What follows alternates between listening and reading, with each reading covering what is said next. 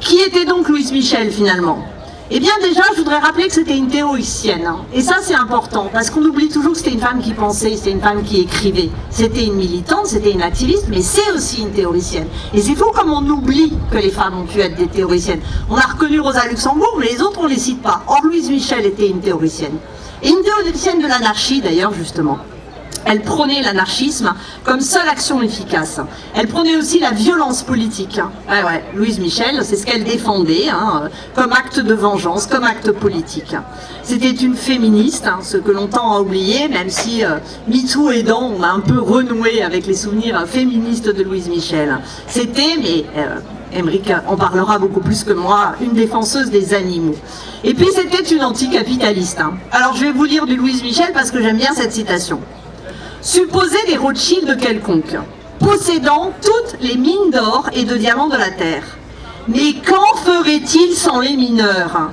Qui extrairait l'or du sable, le diamant de la gemme, donné aux exploiteurs des carrières de marbre sans personne pour en tailler? Mais comment ferait-il pour arracher les blocs?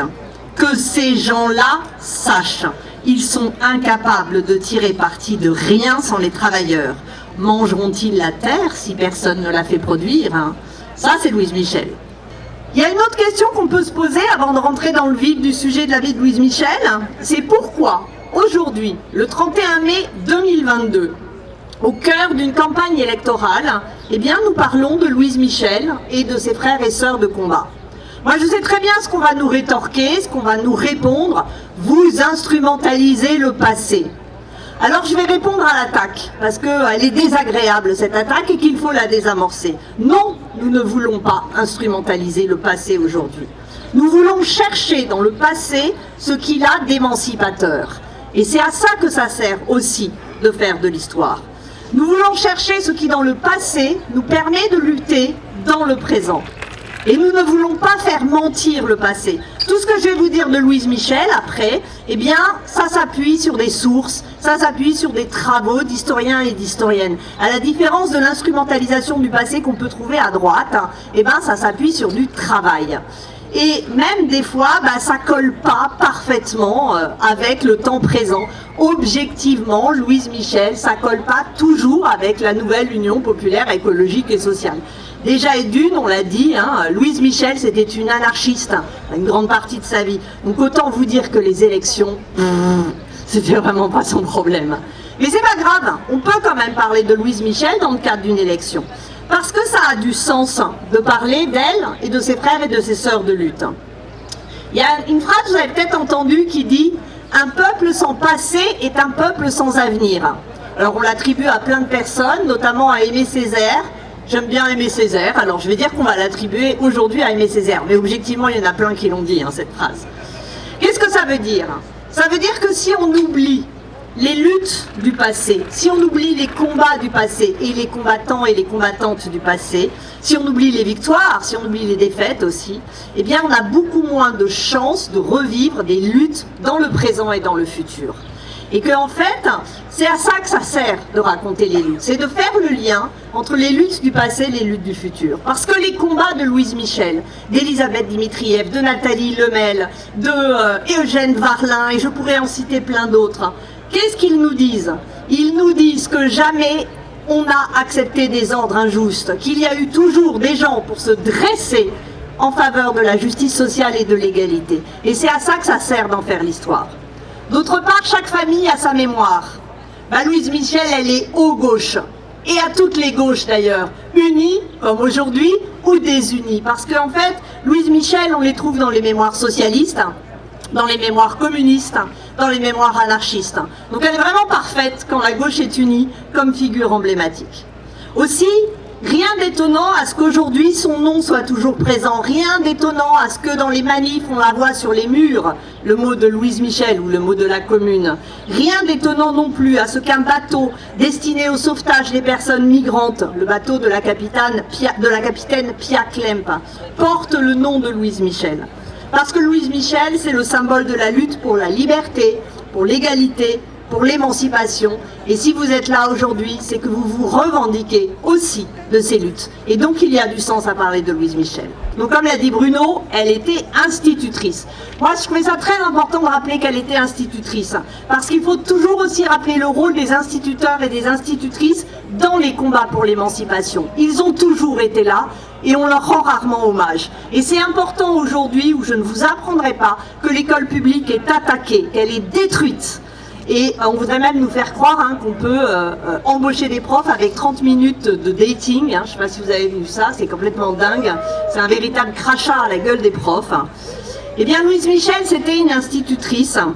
Elle s'investissait dans la réforme de l'école, elle a proposé des réformes de l'école, des manières d'enseigner, ce qui fait que quand sur les murs on a pu voir écrire plus de Louise Michel, moins de Jean-Michel Blanquer, c'était pas seulement parce qu'il y avait deux fois Michel, c'est parce que c'est deux conceptions de l'école qui étaient présentes à ce moment-là. Et donc voilà, Louise Michel, elle disait « La tâche des instituteurs, ces obscurs soldats de la civilisation, c'est de donner au peuple les moyens intellectuels de se révolter. » Quand elle pensait révolter, c'est veut dire à la fois comprendre que l'ordre est injuste et vouloir le renverser. Parce que ce qu'elle défend aussi, Louise Michel, et ce avant la Commune, c'est l'égalité des sexes. Et ça, c'est un combat important chez elle. Avant la Commune, elle est au cœur de ce féminisme qui est en train de renaître après la chape de plomb du Second Empire. Et elle est proche d'André Léo, de Paul Minck, de Maria de Rème, de Louise Boissonnet. Elle signe en 1869 avec 37 autres femmes un manifeste qui revendique des droits pour les femmes. Qu'est-ce qu'elle demande pour les femmes? Le droit au travail qu'on leur refusait. Elle revendique l'égalité au salaire. Il y avait une femme à l'époque touchait moitié de salaire qu'un homme. Elle revendiquait le droit à l'instruction, et notamment à l'instruction secondaire qui était fermée aux femmes. Elle dira plus tard: si l'égalité entre les deux sexes était reconnue, ce serait une fameuse brèche dans la bêtise humaine. Je suis assez d'accord. Elle défendait aussi la place des femmes dans les luttes. Pour elle, la place des femmes était dans les luttes. Il y a un libre penseur qui raconte dans ses mémoires, dans les années 80, comment il a rencontré Louise Michel. Il raconte qu'il était dans un hangar où il y avait une réunion des libres penseurs, que les gens discutaient, qu'on parlait de révolution, et qu'à un moment, dans l'assistance, une petite voix fluette s'est élevée, et cette voix un peu traînante a dit « Quand l'heure sera venue, si les hommes se sentent timides, les citoyennes marcheront au premier rang. Et j'y serai !» C'était Louise Michel. Elle part donc en Nouvelle-Calédonie, où elle va donc d'ailleurs rencontrer Nathalie Lemel et Rochefort. Elle crée là-bas des écoles pour les enfants kanaks. Une des particularités de Louise Michel, parmi les communards déportés, c'est qu'elle s'est liée avec les populations de Nouvelle-Calédonie. Lors de la révolte kanak de 1878, elle est une des très rares communards à les défendre. Alors que la plupart des communards n'avaient pas défendu la révolte des Kanaks, elle si. Et c'est une de ses particularités. Et puis, bon, vient l'amnistie, la Troisième République s'installant, et elle revient en France. Et là, en fait, elle ne s'arrête pas. C'est pour ça qu'il ne faut pas réduire Louise Michel à la Commune. Louise Michel a fait plein de choses après la Commune, beaucoup de choses après la Commune, mais souvent on l'enferme un peu dans cet événement. C'est à ce moment-là qu'elle devient anarchiste, c'est au moment de la déportation de Nouvelle-Calédonie. Elle devient anarchiste, à partir de là, elle dénonce sans cesse le pouvoir qui, pour elle, corrompt et les élections qui trahissent le peuple. On lui doit aussi l'adoption du drapeau noir.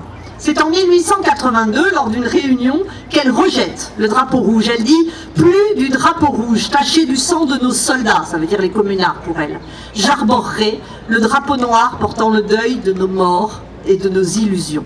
Il faut savoir que Louise Michel, elle était très très connue de son vivant. C'est pas quelqu'un qui a été connu par la suite. C'est vraiment quelqu'un qui était connu lorsqu'elle agissait. Quand elle est revenue de la déportation de Nouvelle-Calédonie, donc en 80, alors la police dit 3000 personnes, les organisateurs 20 000, bon les historiens disent 10 000 en gros, comme souvent c'est au milieu, qui l'ont attendu, gare Saint-Lazare, pour acclamer son retour. C'est-à-dire quand il y a 10 000 personnes qui viennent attendre quelqu'un à la gare, a priori, elle est connue.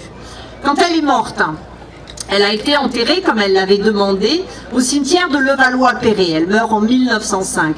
Eh bien, ce sont 100 000 personnes qui l'ont accompagnée à sa dernière demeure. Moi, c'est un truc qui me fait toujours marrer, je dois avouer, que Louise Michel soit enterrée chez les Balkany. Et que la station Louise Michel, elle soit à Levallois-Perret. J'avoue qu'à chaque fois, ça me fait quand même bien rigoler. Bref, elle a eu aussi une statue de cire au musée Grévin de son vivant. Il n'y en a pas tant que ça, hein, à qui ça arrive, et en tout cas encore moins des femmes, et encore moins des révolutionnaires, autant vous le dire tout de suite. Mais résultat, elle avait aussi une notoriété en négatif. Elle a été attaquée plus que quiconque, normal, c'était une femme et une révolutionnaire. Je vous apprends pas que les femmes sont plus attaquées que les hommes, et que quand en plus elles sont radicales, elles sont doublement attaquées. Et donc elle a fait l'objet d'un nombre innombrable d'attaques et de calomnies et de moqueries. On la disait laide, on la disait folle, en gros historique, hein, comme on dit pour toutes les nanas dès qu'elles ouvrent un peu la gueule. L'État a même tenté donc de la faire interner. Comme ils n'arrivaient pas à la mettre en prison parce que c'était trop le bordel, ils ont essayé de la mettre à l'hôpital psychiatrique. Là, elle a compris que c'était un peu dangereux et c'est là qu'elle part en exil en Angleterre, où d'ailleurs elle recommence à faire son métier d'institutrice. Mais ils ont essayé de l'interner, hein, Louise Michel. On a aussi beaucoup jasé sur sa sexualité. On a dit tout sur sa sexualité. D'ailleurs, tout et son contraire. On a dit qu'elle était vierge et que c'est pour ça qu'elle était folle, parce que hein, sinon, forcément, elle aurait été mieux équilibrée. Mais on lui a aussi inventé des maris, des enfants, des amants, des amantes. Enfin, on disait tout et n'importe quoi. Ce qui était chouette, c'est qu'elle en jouait beaucoup. Ça la faisait marrer, en fait. Hein. Elle jouait, elle faisait semblant, elle invitait des journalistes, elle disait « Je vais vous dire avec qui je suis ». Donc, ils venaient, elle demandait du fric qu'elle filait pour les gens qui étaient en prison. Et après, elle disait que bah non, elle allait rien dire finalement, et elle s'en tirait comme ça. Donc voilà, on ne sait pas grand chose de sa sexualité, surtout vu qu'elle ne voulait pas en parler, ben on va respecter le fait qu'elle n'ait pas envie d'en parler. C'était une femme soucieuse de justice sociale. Je vous la recite encore parce que vraiment, c'est trop beau quand elle parle. S'il y a des miséreux dans la société, des gens sans asile, sans vêtements et sans pain, c'est que la société dans laquelle nous vivons est mal organisée. Sérieux, ça sonne assez actuel, non ? On ne peut admettre, continue-t-elle, qu'il y ait encore des gens qui crèvent la faim quand on trouve des millions à dépenser en turpitude. C'est cette pensée qui me révolte. Eh bien, c'est cette pensée qui nous révolte aussi. C'est pour ça que vous êtes ici. C'est pour ça que nous marchons dans ces pas, même si nous ne prenons pas le même chemin qu'elle, même si nous prenons aujourd'hui le chemin plus pacifique des urnes. Bonsoir tout le monde. Je suis très émue d'être là au Square Louise Michel pour plusieurs raisons. D'abord parce que nous avons un engagement politique qui s'inscrit dans la grande histoire et du coup cette figure de Louise Michel en fait partie. Elle en fait partie pour nous de façon très intense dans notre camp politique. On était il y a quelques jours au mur des fédérés pour la montée au mur qui a lieu tous les ans. J'y étais comme tous les ans. Ensuite, je suis très émue parce que la figure de Louise Michel, elle représente un peu cette nouvelle union populaire dans laquelle nous sommes, avec Aymeric, qui prendra la parole tout à l'heure. Tout ça, ça s'inscrit dans une grande histoire. Et nous sommes ici parce que nous croyons que nous sommes les héritiers d'une grande histoire. Nous sommes les héritiers de la Commune et de Louise Michel. Nous sommes les héritiers également du Front populaire et des congés payés. Nous sommes les héritiers de tous les conquis sociaux que nous avons eus dans l'après-guerre, notamment la sécurité sociale. Et encore une fois, c'est émouvant de le dire ici, de le dire au pied de Montmartre, construite sur le sang des ouvriers. Nous portons le SMIC à 1 500 € net par mois. Nous portons la retraite à 60 ans. Et nous portons les 35 heures réellement appliquées. Nous sommes aussi là aujourd'hui parce que nous portons un projet d'une écologie radicale, et ça, Aymeric vous en parlera beaucoup mieux que moi tout à l'heure. Et ce projet d'une écologie radicale et d'une écologie au cœur de la vie des gens, il était déjà présent dans la Commune de Paris. Il était présent dans la Commune de Paris, notamment avec l'idée d'avoir, une autosuffisance locale, une réflexion sur les unités de production et également la propriété collective des terres agricoles. Et nous le savons dans le 18e arrondissement, particulièrement dans la 18e circonscription, que la question du bien manger, elle est très importante. Oui, Emmanuel Macron a été réélu président de la République le 24 avril, mais on sait que ce n'est pas une fatalité. On sait que ce n'est pas une fatalité parce qu'avec la nouvelle Union populaire, écologique et sociale, tout ça, ça peut s'arrêter. La violence extrême du monde de Macron, ce fameux nouveau monde qui en fait est un monde ancien et encore plus violent qu'avant, elle peut s'arrêter. la violence sociale telle qu'on l'a eue, avec la réforme de l'assurance chômage portée par Elisabeth Borne, avec la réforme des retraites qui a été combattue par nos députés à l'Assemblée nationale, qui a été combattue dans la rue, et on a besoin de plus de députés pour continuer à la combattre et que Macron ne puisse pas la mettre en place. C'est pour ça aussi qu'il faut élire Aymeric, c'est pour ça qu'il faut élire tous les autres députés. Et la chance qu'on a, c'est que pour échapper justement à ce vieux monde, on a constitué une force immense, le Bloc populaire. Bien sûr, on n'a pas gagné l'élection présidentielle, on le sait. Mais aujourd'hui, 36% des électeurs de la 18e circonscription de Paris ont voté pour Jean-Luc Mélenchon au premier tour. Et ça, c'est une chance extraordinaire qu'on a. Parce que ce travail qu'on a fait, il a permis, dans la 18e circonscription comme ailleurs, de construire une force immense, d'avoir un grand nombre d'électeurs et d'électrices qui nous ont portés et qui ont soutenu la candidature de Jean-Luc Mélenchon et son programme L'Avenir en commun.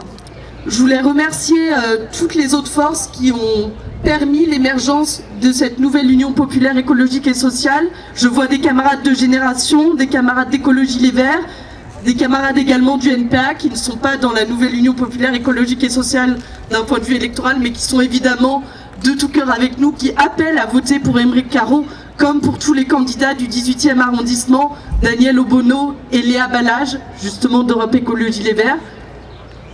Donc cette nouvelle Union populaire et sociale, elle peut porter à la fois Aymeric Caron à l'Assemblée nationale et Jean-Luc Mélenchon à Matignon. Nous avons un programme partagé qui comporte 650 mesures. Je vous invite vraiment à aller le lire, à le partager autour de vous. C'est notre socle. C'est grâce à ce programme que nous pourrons convaincre encore plus de personnes. Parce que si vous êtes ici, c'est parce que vous le savez. Nous devons élargir notre base. Nous l'avons déjà fait, nous devons continuer à le faire. Parce que notre enjeu aujourd'hui, c'est pas une élection comme une autre. C'est la prise de pouvoir. C'est pour ça que nous sommes là. Pour faire tout ce que j'ai dit au début de mon intervention. Pour changer la vie des gens. Aymeric Caron est un candidat extraordinaire. Il nous apporte dans la 18e circonscription une écologie radicale. Il nous apporte des combats qu'il a menés pendant toute sa vie. Il nous apporte une énergie. Il est sur le terrain chaque jour à la rencontre des gens. Dès le petit matin, on était ce matin à l'école des Amiraux pour ceux qui connaissent. Et vraiment, portez-le. Portez-le à l'Assemblée nationale. C'est tout ce que j'ai à vous dire. Ça sera un député de combat, un député qui portera des propositions pour changer la vie. Et voilà ce que j'avais à vous dire. Je vous laisse. Je vais vous parler d'un sujet dont j'ai pas mal parlé ces dernières années dans les médias, qui n'est pas le sujet essentiel de ma campagne, mais qui est un sujet qui m'habite, c'est les animaux. Et la cause animale. Parce que ce 18e arrondissement, ces 18e circonscriptions de Paris ont une particularité qui symboliquement est forte pour moi. C'est effectivement que sur cet endroit plane l'âme de Louise Michel. Louise Michel, dont on vous a tracé un portrait assez précis au cours de l'heure qui vient de s'écouler. Mais ce dont on n'a pas encore parlé, c'est du fait que Louise Michel a été l'une des premières en France à avoir des positions très fortes pour les droits des animaux. Et si elle avait des positions très fortes pour les droits des animaux, c'était pas un hasard, c'était que pour elle, la lutte pour les opprimés, la lutte pour les plus faibles, eh bien, elle était directement liée aux horreurs qu'elle avait vues et à l'émotion qu'elle avait ressentie lorsqu'elle était petite et qu'elle voyait les traitements qu'on infligeait à certains animaux. Elle avait compris avant beaucoup d'autres que la lutte des classes et la libération animale sont deux combats qui sont liés et qu'on doit mener de manière concomitante. Elle écrit « Au fond de ma révolte contre les forts, je trouve du plus loin qu'ils me souviennent l'horreur des tortures infligées aux bêtes. » Et lorsqu'elle écrit ces mots, Louise Michel, elle nous explique ce que beaucoup d'entre nous ressentent intuitivement, sans forcément le formuler. C'est que ce qui nous révolte, c'est l'injustice et le mal perpétré contre un individu placé en situation de faiblesse, que cet individu, ce soit une femme, un homme, un enfant ou un animal non humain. Louise Michel n'était d'ailleurs pas la seule à son époque à formuler ce lien entre l'émancipation animale et la lutte sociale. Dès le 19e siècle, des libertaires et des socialistes s'étaient emparés de cette idéologie. Parce qu'à l'époque, ils observent l'industrialisation qui commence à toucher le secteur de l'exploitation animale, avec notamment la construction des abattoirs de Chicago. Alors, je ne sais pas si vous connaissez les abattoirs de Chicago, donc on est au milieu du 19e siècle. Ce sont des abattoirs gigantesques qui fournissent 80% de la viande qui est consommée alors aux États-Unis. Et c'est là-bas qu'on abat des animaux à la chaîne, et ce sont les prémices de ce qu'on connaît aujourd'hui dans l'élevage industriel. À l'époque, les animaux n'ont jamais eu beaucoup de droits, c'est vrai, mais avec la naissance de l'élevage et de l'abattage industriel, eh bien, les animaux sont alors clairement réduits au simple statut de matière première dont on doit tirer le maximum de profit avec toujours plus d'efficacité. Alors finalement, quelle différence, se disent un certain nombre de penseurs à l'époque, quelle différence avec l'ouvrier, avec la femme, l'homme, l'enfant qu'on envoie dans une mine, des gens qu'on exploite parfois dès l'âge de 5 ans, qui ont pris de toute possibilité d'émancipation, à qui on vole la vie au nom d'un capitalisme qui devient à ce moment-là prédateur, au point de choisir de nier l'humanité de ceux-là même sur lesquels ils s'engraissent. Alors au milieu du 19e siècle naissent les premières lois et les premières associations de protection animale, mais elles sont jugées trop bourgeoises par certains et par certaines qui revendiquent donc cette parenté très forte entre l'anarchisme et ce qu'on n'appelle pas encore l'antispécisme, mais qui en réalité est déjà l'antispécisme. Il y a même des militants et des militantes même, je dirais plutôt, parce qu'en fait, ceux qui se mobilisent déjà à l'époque pour les droits des animaux, ce sont essentiellement des femmes et des féministes. Mais on a donc des militants et des militantes qui vont commettre un certain nombre d'actions dans la rue qui aujourd'hui seraient considérées par le préfet de police de Paris comme des actes extrêmement violents. On a le cas par exemple d'une militante féministe qui s'appelle Mario et qui va interrompre par la force des séances de vivisection publique qui sont pratiquées par des scientifiques dans des amphithéâtres universitaires. Et donc, pour ces militants et ces militantes, c'était clair. Les violences qui sont faites aux animaux ne sont que l'avant-goût des violences qu'on fait subir aux êtres humains. C'est le même processus qui est à l'œuvre, c'est la même insensibilité, c'est la même barbarie. Il y a par exemple un anarchiste pour qui j'ai beaucoup d'affection, qui s'appelle Élisée Reclus, et qui écrit ceci. « L'abattage du bœuf facilite le meurtre de l'homme, surtout quand retentit l'ordre du chef et que l'on entend de loin les paroles du maître couronné. Soyez impitoyables. » Alors, de la même manière, si être socialiste implique d'être en solidarité avec mon semblable, alors ça implique aussi la solidarité avec mon un peu moins semblable, victime lui aussi d'une domination insupportable. Où se situe la barrière entre deux êtres qui souffrent? Eh bien, certainement pas là où les humains ont voulu la placer pendant longtemps. Je terminerai avec une phrase de Louise Michel, qui résume assez bien ce dont on vient de parler. Plus l'homme est féroce envers la bête, plus il est rampant devant les hommes qui le dominent. Merci. Et le 12 et le 19 juin, n'oubliez pas d'aller voter. Merci beaucoup.